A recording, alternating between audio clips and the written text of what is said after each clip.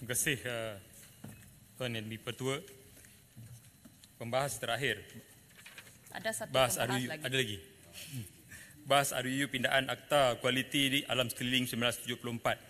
Mana kita sedia maklum 2018 WHO ada melaporkan dan menyatakan bahawa 9 daripada 10 penduduk di atas muka bumi ini menghidu udara yang tercemar. Dan pencemaran ini boleh daripada berbagai sumber, termasuklah pencemaran alam sekitar ini daripada air, udara, yang saya kira pada hari ini sangat serius. Air yang menjadi sumber air bersih kepada kita dan udara yang menyebabkan kesihatan kepada masyarakat ataupun rakyat di seluruh negara. Pertamanya saya nak merujuk kepada pindaan Seksyen 2 yang memberikan takrifan pembakaran terbuka, artinya apa-apa kebakaran, pembakaran dan pembaraan yang berlaku di udara bebas dan seterusnya. Cuma saya juga melihat bagaimana yang berlaku terutamanya yang agak banyak di kawasan saya. Longgokan e-waste yang saya kira istilahnya terbakar, tetapi tidak menunjukkan sebarang daripada sudut wujudnya api ataupun bara itu sendiri, tetapi terbakar dengan mengeluarkan sedikit asap-asap yang kecil, tetapi ternyata terbakar dan sebab dia mencair. Dan adakah ini juga termasuk di dalam pentakrifan ataupun tidak juga, ataupun mungkin terletak pada terangkuman pada penggantian subsection 29A-3. Dan saya kira ini sangat penting sebagai pembuktian apabila ia menjadi kes.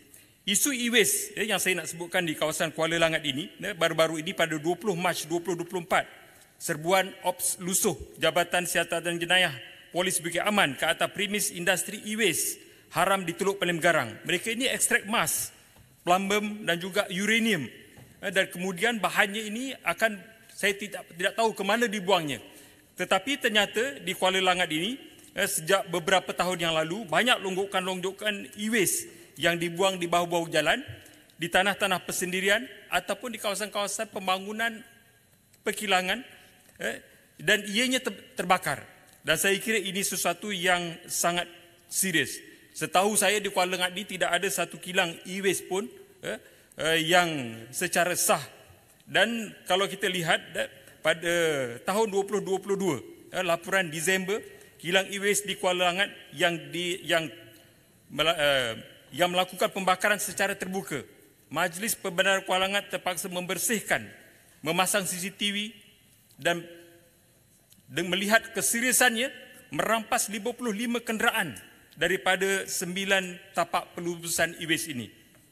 Saya merasakan bahawa satu denda yang lebih berat, walaupun hari ini ada pindaan sehingga 10 juta ringgit, spesifik ataupun terutamanya kepada pencemaran pembakaran e-waste ini. Dan saya juga melihat bahawa bukan sahaja kita meningkatkan kadar denda ataupun penjara secara mandatory, tetapi remedinya.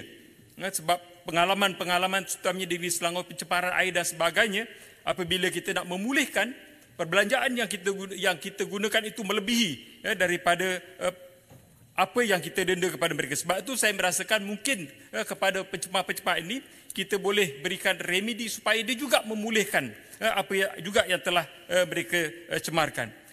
Selain daripada itu, saya nak mohon maklum balas juga ataupun mungkin secara betul daripada pihak menteri berkaitan kebakaran ricik tayar yang terbakar di Bandar Keri Lama beberapa tahun yang lalu, yang mana saya dimaklumkan lebih kurang dalam 2,000 tan metrik ricik tayar ini terbakar, yang mana di kawasan ini sebenarnya mereka tidak mempunyai kelulusan untuk aktiviti tayar ricik ini yang digunakan, yang saya dimaklumkan dihantar ke Langkawi untuk proses perkilangan ataupun industri simen di sana.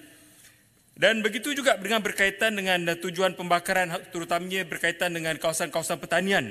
Spesifiknya saya nak sebutkan di kawasan Johan Setia, yang saya kira Yang Berhormat Menteri juga turun di kawasan Revolusi Hijau Johan Setia dalam kenyataan akhbar yang dikeluarkan oleh pengarah alam sekitar pada Ogos 2023, ada 33 kes dan tidak ada sebarang ketidakpatuhan di bawah kesalahan Seksyen 29 alam sekitar. Jadi kalau memang nyata berlaku kebakaran tetapi kita tidak boleh mengaitkan dengan kes kebakaran itu, saya ingat ini sangat sangat merugikan.